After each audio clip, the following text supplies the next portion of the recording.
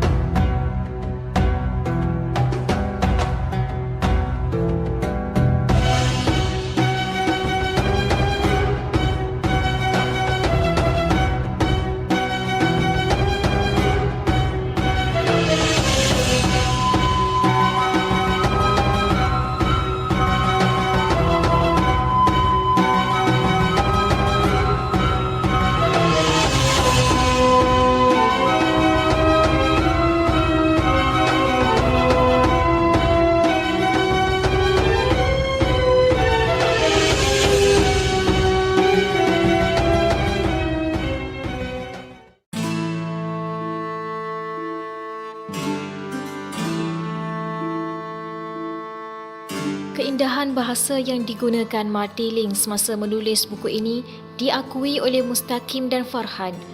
Menurut mereka, Links yang merupakan pakar sastra Inggeris gaya Shakespeare menggunakan bahasa Inggeris aras tinggi semasa menulis buku ini.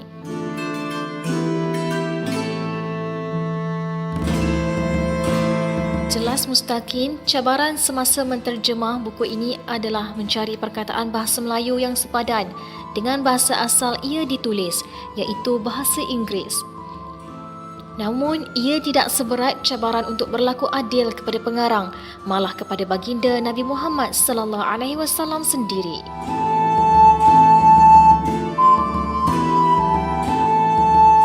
Bila menterjemah dia lain. Sebab bila menterjemah baru kita nampak satu-satu cara dia susun dan sebagainya, dan kita lebih menghayati. Dan lebih menghayati itu pun mungkinlah satu keistimewaan proses menterjemah lah.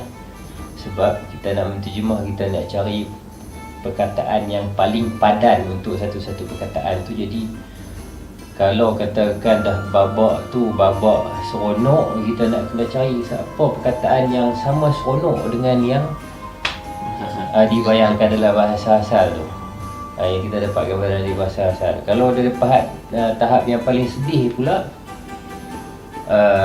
kita nak cari perkataan yang sama yang boleh menggambarkan kesedihan tu. Dan kemudian menterjemah buku ni dia jadi berat sebab kita nak menterjemah cerita tentang Nabi. Jadi nak berlaku adil kepada, pertama sekali tadi, pengarang yang membuat yang terbaik. Ini memang salah satu masterpiece dia, karya dia. Jadi kita nak berlaku adil pada pengarang dan kemudian kepada tokoh yang diceritakan, berlaku adil pada Muhammad. Jadi memang kami dua memang masa terjemah tu rasa takut kalau buat silap, kalau tersilap dan sebagainya. Jadi ada perbezaan lah dari segi waktu membaca dalam bahasa Inggeris dulu dengan baca terjemahan. Kemudian pula bila kita tengok, memang buku ni dah pernah diterjemahkan ke bahasa Indonesia beberapa tahun dulu, tapi bila kita tengok edisi bahasa Indonesia tu, kita rasa jauh daripada memuaskan, ataupun kita boleh sebut bermasalah lah terjemahannya.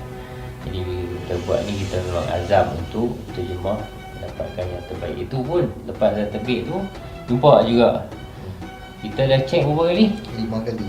5 kali sebelum kita print. Jagung tu.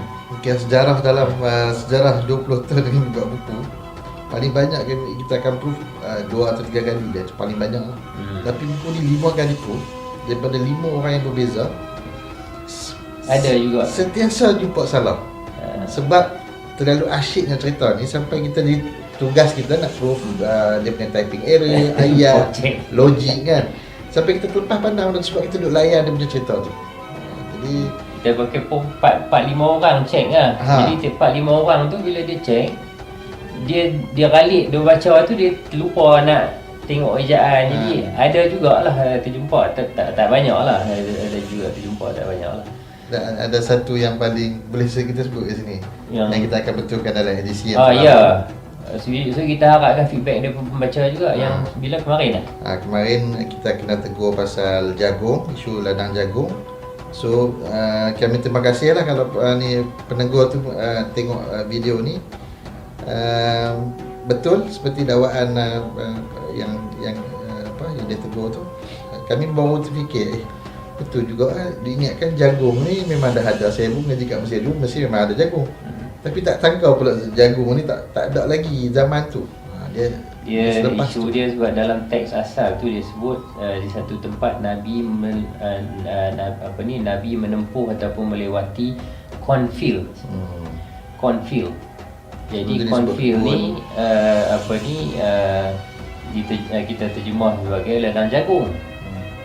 Jadi masa saya terjemah tu pun saya dah terasa pelik sikit. Tapi dah ditulis cornfield, jadi kita terjemah je ladang jagung. Jadi kemudian ni ada kemarin ni ada orang tegur, dia ni katanya pakar di IMF, pakar di IMF ataupun kewangan antarabangsa. Dia tegur, dia kata jagung belum ada di Mekah pada masa tu. Jadi lepas tu saya discuss dengan Farhan, kita teringat dalam kitab fiqh yang dibincangkan selalunya kalau bincangkan dia bijirin, gandum, bali, tak pernah sebut jagung. Jadi untuk cetakan baru ni kita akan buat perubahan lah. Satu dan ada satu lagi burung elang, sepatutnya burung elang sambar ular. Tapi yang dalam tu dia jadi ulat sama burung elang. So yang itu kita akan betulkan juga. Sebab memang waktu ada bab dekat waktu nak runtuh Kaabah, nak bina sebulan. Jadi itu yang berapa orang, 5 orang baca tak perasan kata ulang sambar burung kan, pelik kan. Tapi bila kita baca balik alamak, so kita akan perbaikilah kelemahan. Saya nak cerita sikit proses macam mana terjemahan ni disusun. Dia tak macam terjemahan yang kami buat atau saya sendiri buat sebelum-sebelum ni. Yang untuk yang ni betapa halus dan telitinya Mustaqim ni sampai kami bincang dari satu perkara ke satu perkara. Contoh untuk letak bahasa diri Nabi sendiri dengan sahabat-sahabat, kita nak letak apa, dekat sisi Nabi dan sahabat-sahabat Nabi yang besar kita nak letak apa. Kalau kita letak contoh macam dengan Sayyidina Abu Bakar, kita nak letak di setiap tempat Sayyidina Abu Bakar, dia jadi macam mengganggu sikit flow bacaan tu. Jadi kita buat keputusan untuk letak di awal bab saja. Itu salah satulah. Dan yang lain-lain contoh macam dengan kabilah yang banyak diceritakan oleh pengarang, ada suku kaum dan yang ganti dengan marga kan. Apa semua tu, so memang benda tu sangat kompleks dan kita tak boleh main letak macam tu saja, sebab kalau kita letak macam tu kita takkan faham jalan cerita ni, sebab setiap satu kabilah yang disebut suku kaum apa semua tu dia ada perkaitannya dengan bab-bab seterusnya. Jadi sampai macam tu punya teliti lah. Dia bercakap dengan sahabat macam mana, misalnya Nabi gunakan sebut apa? Saya ke? Aku ke? Ini ke? Kemudian sahabat pula dia sebut depan Nabi, dia sebut apa? Aku ke? Kan? Patik ke apa ke? Jadi itu semua kita timbang habis-habis. Jadi akhirnya kita gunakan perkataan yang dah lama tak digunakan. Bila kita boleh kata agak obsolet lah, agak lapuk. Kita gunakan perkataan sahaya untuk saya. Jadi bila sahabat ni dia bercakap sama-sama dia aku, sebab Arab kita tahu memang kasar, kan? Tapi adakah dengan Nabi dia tak kasar? Ada kemungkinan. Tapi bila kita kenang balik dalam satu babak tu, bila orang orang Mekah pergi tengok macam mana sahabat ni adab dengan Nabi, Arab dia memang kasar, tapi bila dengan Nabi ni dia jadi lain.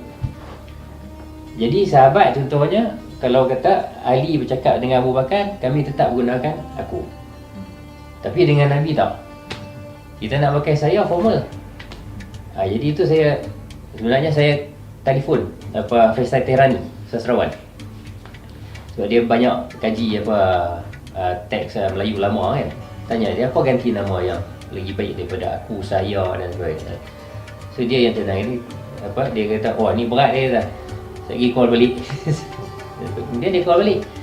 Dia beritahu kata ni boleh pakai ni, dia kata sahaya. Tak feudal, tak feudal, tak formal. Tapi penuh hormat, dan macam tu juga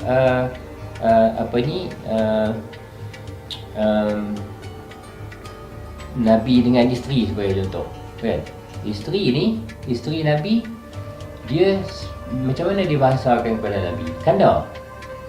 Satu, kanda pada pembaca Melayu hari ini dia romantik, kan? Jadi macam tak kena. Tapi dia sayang Nabi, dia hormat Nabi, suami dia. Kemudian kita fikir pula, dia menghormati Muhammad tu sebagai Rasulullah lebih ke, ataupun dia sayang kepada Muhammad tu lebih sebagai suami dia ke, ataupun sebagai Rasulullah?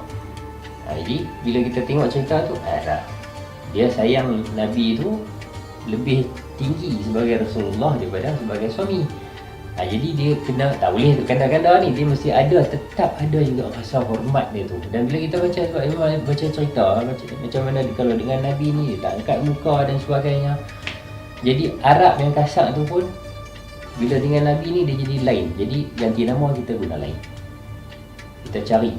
Jadi bila kita cari tu, jumpalah yang orang dah lama tak pakai, orang yang jarang pakai. Daku sebagai contoh. Betul, daku dengan aku sama aja. Tapi cuba tengok dalam, even ada yang dikatakan daku ni bila kita guna selepas perkataan yang berakhir dengan huruf N ke apa kalau tak salah. Tapi kira kita macam ni lah. Daku ni kalau kita baca dalam bahasa Melayu ni, biasanya dia lebih lunak daripada aku. Jadi betul maksud dia sama, benda yang sama, tapi penggunaan dia, hakikat dia, penggunaan dia dalam teks Melayu ni dia lebih lunak. Jadi ada part yang misalnya isteri Rasulullah akan sebut daku lah, kan? Ada masa yang Nabi pun sendiri bahasakan diri dia daku, kan? Jadi Nabi tak sebut saya, dia bukan saya. Dalam buku ni tak ada, Nabi tak sebut saya, dia daku. Dia memanglah Nabi ada bila sampai ganti nama Nabi tu dia agak rumit sebab dia macam ni Dia Nabi akhlak yang terbaik di kalangan manusia. Tapi kita sedar juga dia adalah pemimpin. Dan pemimpin dalam konteks Arab ni pula dia mesti kena tegas. Jadi ada masa yang dia akan gunakan aku lah. Kan? Ada masa dia akan gunakan aku. Itu semua kita ambil kira lah. Jadi kalau nak katakan tinggi bahasa tu dengan sebab-sebab yang macam tu lah, tapi taklah sampai tak boleh faham.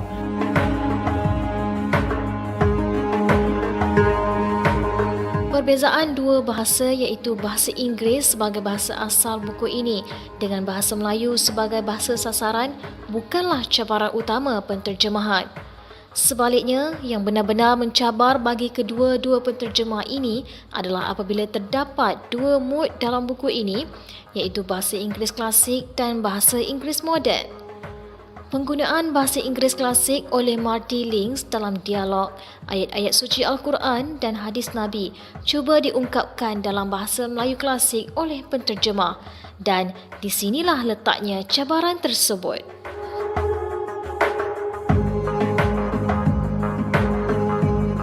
Dia tetap akan ada beza lah daripada ni, daripada yang bahasa asal bahasa Inggeris dari segi sebab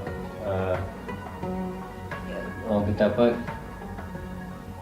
dia keindahan bahasa Inggeris tu dia lain daripada yang dikatakan cantik ataupun indah bahasa Melayu tu, dia lain. Jadi karya terjemahan ni macam mana pun dia bila dah siap, dia berdiri sebagai satu karya yang karya tersendirilah. Ya, karya yang boleh dikatakan karya asli dalam dalam bahasa Melayu.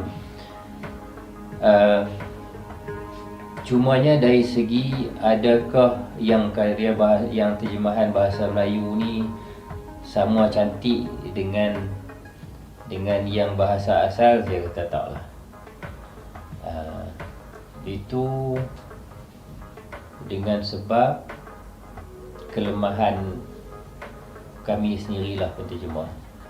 Sebagai contoh, di bahagian lain saya rasa tak bermasalah sangat, tapi pada bahagian hadis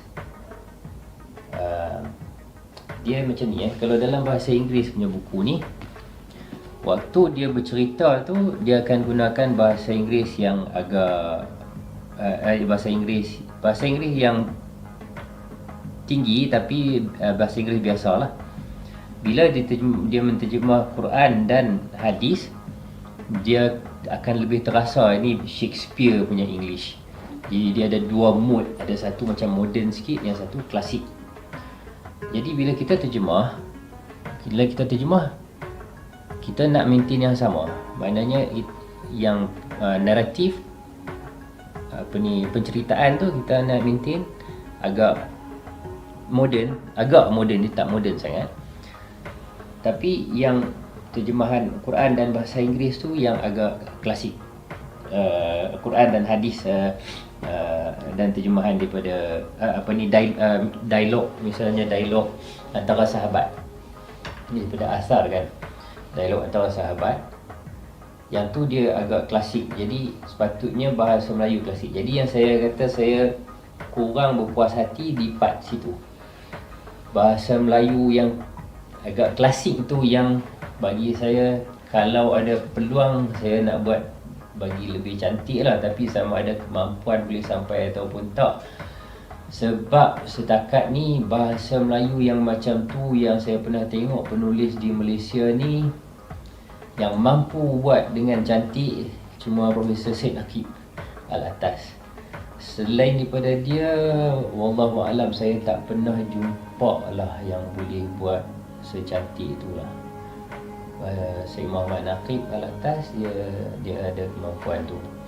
yang saya rasa kami dua memang tak sampai lagi di situ. Kita cuba juga untuk bezakan antara bahagian hadis, dialog dan sebagainya tu daripada cerita utama dari segi bahasa dia, tapi taklah terlalu, orang kata apa, taklah terlalu cantik sebagai satu gubahan ayat Melayu klasik tu. Kita tak sampai lagi lah dia punya standard dia. Terjemahan yang dibuat ke atas buku Martin Lings ini, saya harus beri pujian lah. Jadi kalau daripada skala 1 sampai 10 tu saya bagi 9 lah. Jadi saya menganggap bahawa ini adalah terjemahan yang sangat baik. Apabila diterjemahkan ke dalam bahasa Melayu, buku Muhammad ini cukup menyenangkan saya. Walaupun saya baru dapat buku ni kira dalam 3 minggu yang lepas, saya dah habis baca versi bahasa Melayu dan saya cukup berpuas hati. Saya menganggap ada kelemahannya. Saya mengakui bahawa memang tidak perfect lah. Tidak ada terjemahan yang perfect. Terjemahan ini adalah satu seni itu sendiri. Dia merupakan satu medium yang berbeza, satu kerja seni yang berbeza daripada kerja asal. Tetapi saya menganggap bahawa ini adalah terjemahan yang sangat berkualiti tinggi, sangat bermutu. Dia berjaya mengekalkan nuansa, dia berjaya mengekalkan style, dia berjaya mengekalkan konteks, dia berjaya mengekalkan isi kandungannya. Menterjemah karya besar seperti Muhammad, tulisan Martin Lings ini bukanlah satu tugas yang mudah. Pengalaman bertahun-tahun Mustaqim dan Farhan dalam kerja-kerja penterjemahan bukanlah satu kelebihan bagi mereka untuk menyelesaikan kerja penterjemahan bagi buku ini dengan tempoh masa yang pendek. Cabaran dalam menterjemahkan karya ini antaranya telah menyebabkan Farhan berasa sukar untuk menterjemahkan buku-buku yang seterusnya kerana masih terhimbau dengan pengalaman semasa menterjemahkan karya ini. Ada kesan dan pengalaman kerohanian yang terlibat semasa menterjemahkan karya ini seperti mana yang diceritakan oleh kedua-dua penterjemah. Apapun, sebagai pembaca, kita haruslah menikmati karya ini bukan sahaja dari sisi sejarah Nabi Muhammad SAW, malah dari segi pedoman tauhid untuk menjadi seorang mukmin dan muslim yang sebenar. Dalam episod akan datang, kita akan lihat gaya penceritaan buku ini dan kesannya kepada pembaca. Jangan ketinggalan untuk menyaksikannya.